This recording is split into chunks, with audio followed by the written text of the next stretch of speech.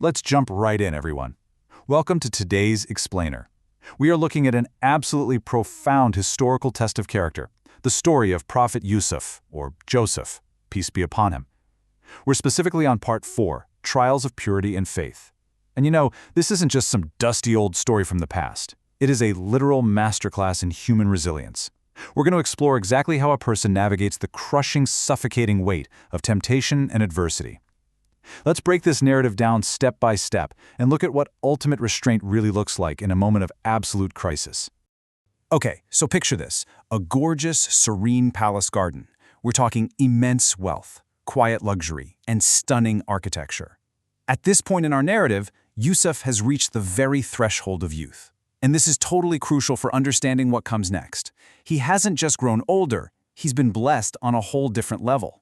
The sources tell us he was endowed with unmatched physical beauty, but, and this is key, it was paired equally with deep, divine wisdom. Think of this era of his life as soft and golden. It's a peaceful exposition. That warm light you can imagine represents the purity and safety of the divine blessings surrounding him. It feels calm, it feels secure. But, as we see time and time again in history, these periods of profound peace, they're usually just the setup for a massive, dramatic shift. Which brings us to Section 1, the trial of closed doors, a dramatic shift. So almost in the blink of an eye, that wide-open, peaceful garden shrinks into a claustrophobic trap. Zulaikha's attention turns completely, and I mean intensely, toward him. Let's look at the incredible contrast here. On one hand, we've got worldly temptation. She is inviting him to sin, right there inside a locked room. The sources explicitly point out that all the palace doors were shut and bolted.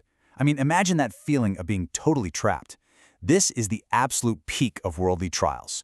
When nobody's watching, when the doors are locked, when the temptation is literally right in your face, what do you do?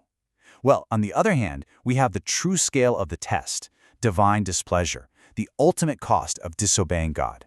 It's this moment of crushing isolation where a young man has to weigh the massive, immediate pressure of worldly temptation against the eternal weight of divine truth.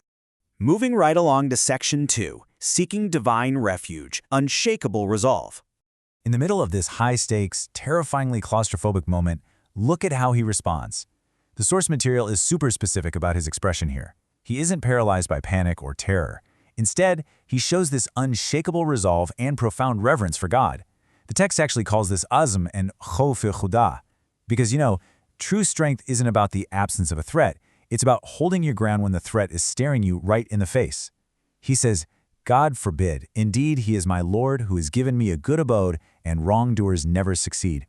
Right in the thick of this dark trial, his declaration just pierces through the shadows like a beam of light. He doesn't focus on the locked doors, he focuses on his Creator.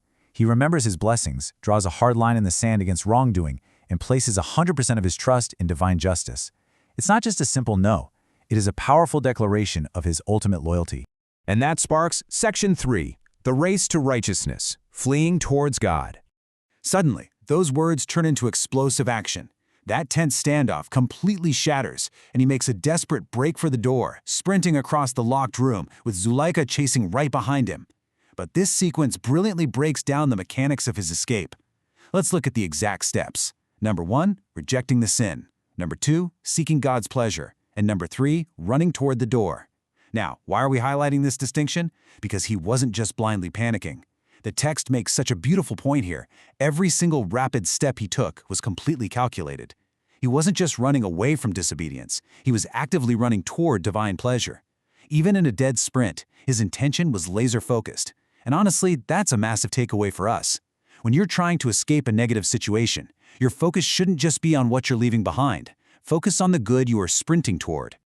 Now we hit Section 4, the unexpected encounter. The door opens.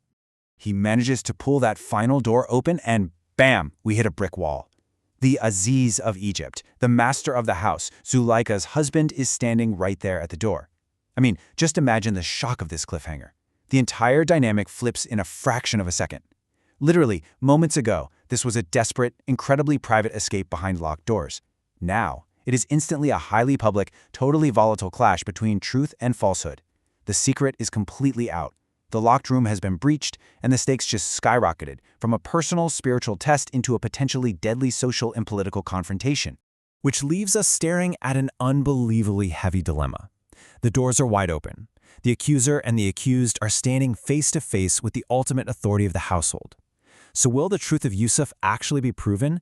It is such a tense situation. You can just feel the weight of trying to stand in absolute truth when the entire world around you is completely steeped in falsehood. And wow, that is exactly where this part of the explainer leaves off. But trust me, this journey of truth and purity is far from over. To find out exactly how this dramatic clash resolves, you've got to check out the source of today's incredible narrative. Make sure you subscribe to Animated Quranic Tales. Go ahead and hit that bell icon right now so you absolutely do not miss the next installment. Before we wrap up, though, I want to leave you with this one thought to chew on. How does absolute innocence defend itself when the circumstances look so impossibly compromised? Keep seeking the truth, and I'll catch you in the next explainer.